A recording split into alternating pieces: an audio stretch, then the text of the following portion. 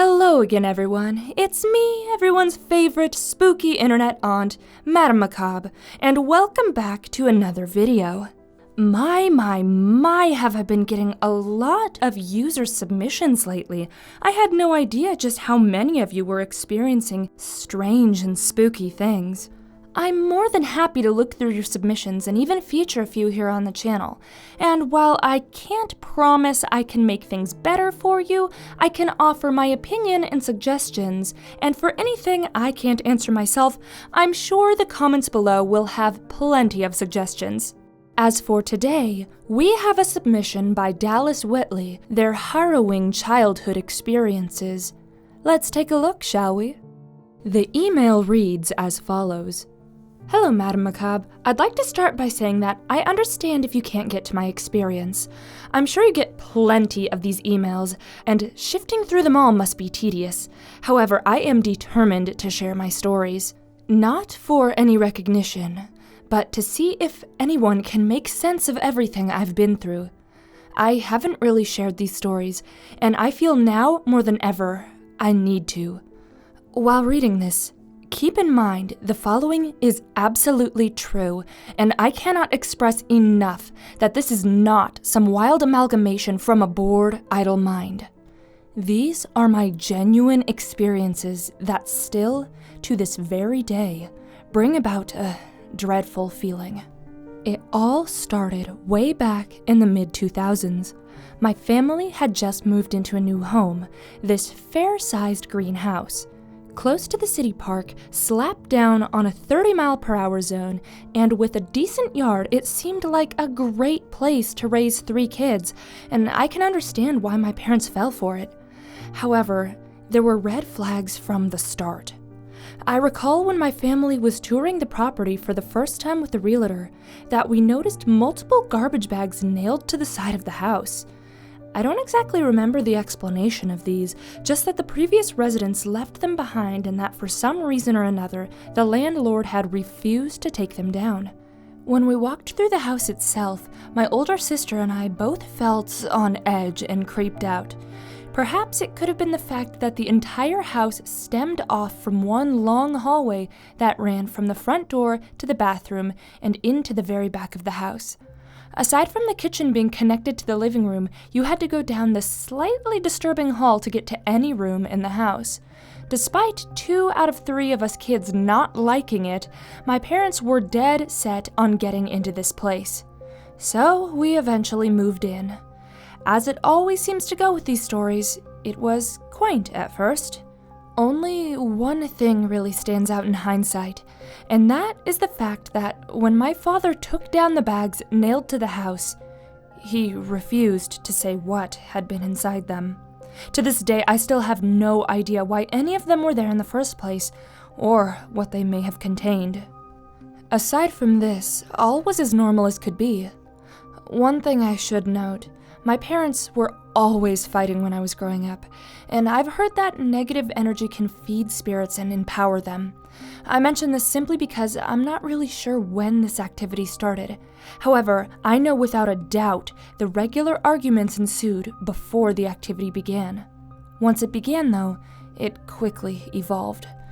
The first paranormal instance I can remember was set one weekend morning. The whole family was sitting around the table eating breakfast. Abruptly, the microwave turned on all by itself. Nothing was in the microwave and nobody was near it, and although we found it odd and even joked about ghosts, it quickly glossed over. Electronics would go on the fritz fairly commonly beyond this point. My PlayStation 2 would reset for no reason, TVs would turn on and off on a whim, radios would tune at random, as if someone was channel surfing even though we hardly used the radio. None of us took these things all that seriously. After all, it was about 2007 and technology wasn't at the prime it is now. These things happened even normally. What we did have trouble ignoring, though, was when things went missing and moved on their own. Likewise with the electronics, it started small. One morning we heard a loud thud from the forward section of the hallway. When we went to investigate, it turned out my father had tripped on fishing line that was almost entirely unspooled. This was concerning for a number of reasons. Firstly, the fishing line was kept in a tackle box along with the rest of our fishing supplies. This tackle box was kept either well-centered or pushed to the back of the shelf. There should have been no reason for the line to have been left out, since we hadn't gone fishing for a few weeks. Doubly concerning, the shelf was maybe 6 feet off the ground at best, with nothing below it beside the floor. There is no plausible way that that small of a drop could have been enough to almost completely unspool the entirety of the fishing line. Yet, one way or another, it did. Small events like this would occur often. For instance, once we found a small ceramic cross we had hung on the bathroom wall shattered on the floor. Nobody claimed responsibility for that, of course. Rightfully so, as apparently nobody was in the bathroom at the time it happened. On another occasion, I was home alone when I heard a thump on the floor next to me. It was my foam Nerf sword. This was bizarre because I was in the living room and I could have sworn I left the toy in my room, since I was only watching TV and thus had no need for it. Somehow, however, this wasn't yet enough to freak out an easily frightened 8-year-old. Though the next wave of paranormal activity would prove much harder to endure for everyone. Around this time, the haunting was amped up to apparitions. According to my sisters, they would see orbs floating about their rooms at all hours of the night. I, on the other hand, was furiously envious of them. They had it so easy. Retelling these events, even now, isn't easy for me. It seemed as though a spirit had attached itself to me for one reason or another. Always it would come to me as a rather sizable woman, adorned in a red and white polka dot dress. Raven black hair flowed down her back. Her skin was pale. Mostly she came to me in dreams, or rather, one repeating dream. When most people dream, they themselves have some pivotal role to the surreal plot, or otherwise envision a form of themselves or their own consciousness within a dream.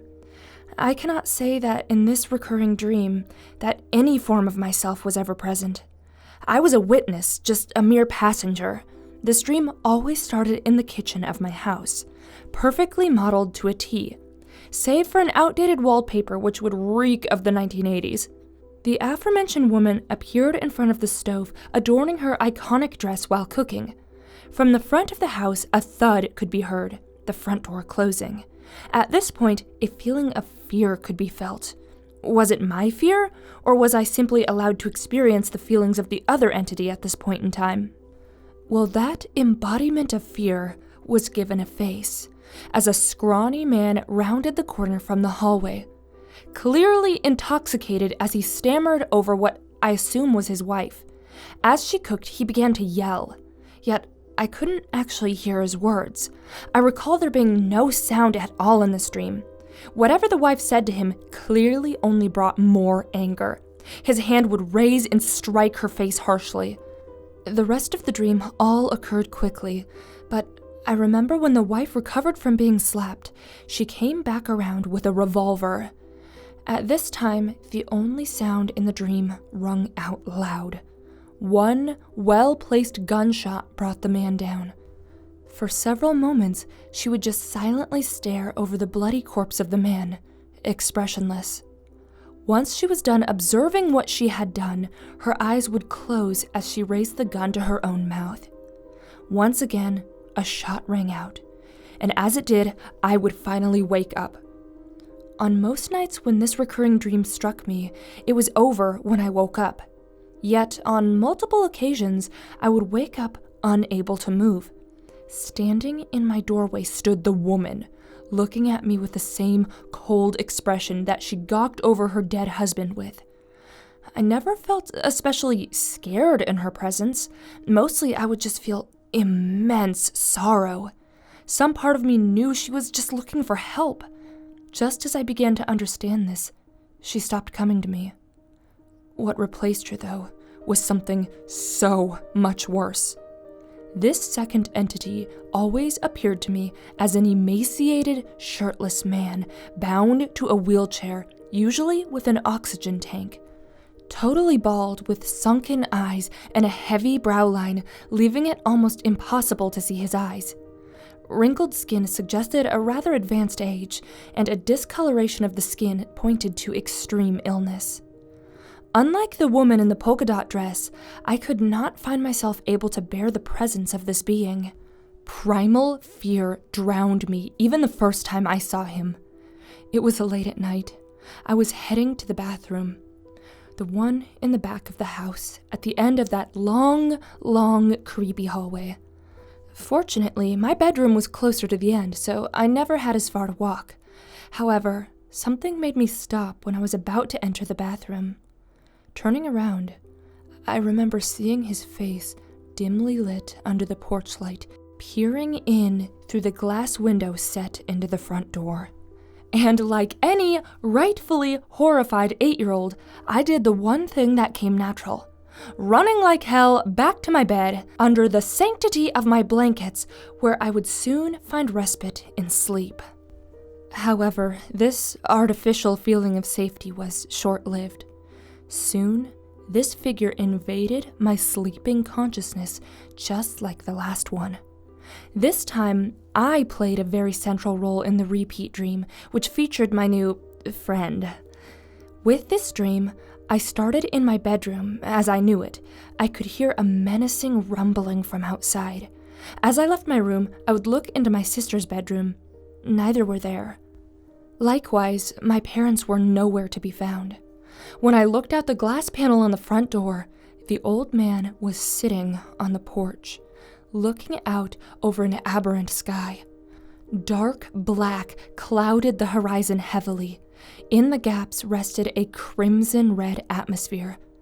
Fire rained from above, and as I took in the sight, the wheelchair-bound man would turn to me and extended a shriveled hand. Although he never uttered any words, to the best of what I can remember, I somehow knew he was offering to save me from this hellscape, or that he just generally wanted me to go with him. I always refused and just went back inside, and once I closed the door behind me, I would wake up. Just like with the spirit of the woman, eventually this entity stopped visiting me too. The last supernatural experience I can recall is that one night when I walked into my room, the family cat was aimlessly just hissing at a wall, whipped up in a fury over something I clearly couldn't see. It turned to look at me, and the next thing I knew, it was latched onto my arm, biting and shredding ruthlessly into the skin like it didn't even recognize me. After a hospital trip, 2 shots, and a month of antibiotics, I was back to health. However, I still have scars along my wrists from the attack. Past this, my memory becomes muddled. Fights between my parents became more and more prevalent, which ultimately led to a messy and traumatic divorce. One which left mental blocks on my mind, blurring practically all of 2009 and the bulk of the years leading up to 2012. Looking back over all of this as a now 20-year-old, I'm still just as confused about these events as when they ultimately ended back when I was 10. Oh my goodness, well that's a lot to have to go through as a little one, but I'm glad from the sounds of it you made it out all right. Now, before I get started, I will say that in regards to any of these submissions I get, oftentimes people don't necessarily give us enough information to accurately be able to try and narrow things down. What I mean by this is oftentimes where it's taking place. Is this a location that your family still lives at? How old is this home? Have you actually done any research into the history of the home, or have you long since moved away? Did the activity stop while you were in the home, or did you move away and that caused it to stop? Things like that, because without that information, there's only so much we can deduce. But anyway, from what you did tell us, we can guess a few things. My initial gut feeling is to question whether you could be potentially located on or near a vortex. You may have also heard of this under the name as a hotspot or a paranormal hotspot, but regardless, they all refer to the same thing. A place that can come about naturally or through man-made meddling, where spirits and other entities are believed to be able to come and go as they please. Kind of like a ghost superhighway. And that's breaking it down almost absurdly simple. There's way more to it, but that's the basic idea for a quick summary here.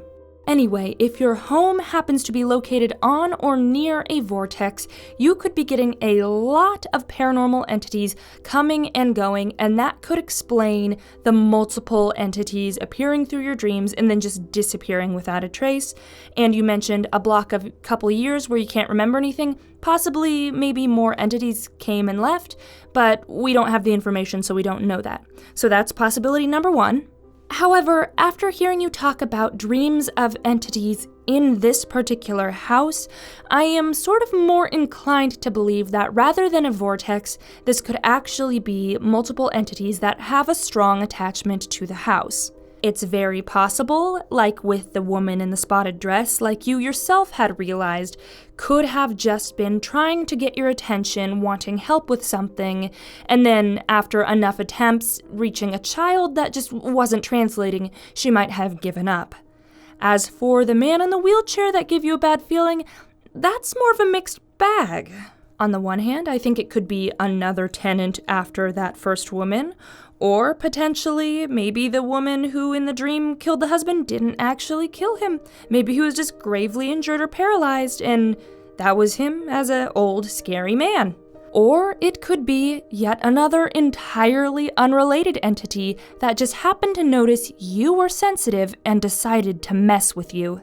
And that's where I'd be a little bit concerned with all the negative energy and the parents fighting, because boy, howdy do nasties like that stuff, you are right. Now, since you mentioned that the incident stopped when you were 10, I don't know whether they just stopped in the house or whether you moved away, since the information's not given. Regardless, it sounds like the troubles stopped, so there's no need to try and give advice to fix it. That being said, I am very curious about the home and the entities. I can't help but wonder what kind of morbid story all these details would stitch together if investigated. But it's probably for the best to let that sleeping dog lie, because if it's not bothering you anymore, you don't want to go poking around and waking it up again. Alright, you guys, those are my thoughts. Now, if you thought anything different or caught anything I missed, please feel free to share down below in the comments. But other than that, that is all we have time for today. If you have an interesting or scary personal paranormal experience that you would like me to possibly check out, please feel free to email it to me or tweet it at me. Anyway, I will catch you all next time with another video, and until then, remember, stay creepy.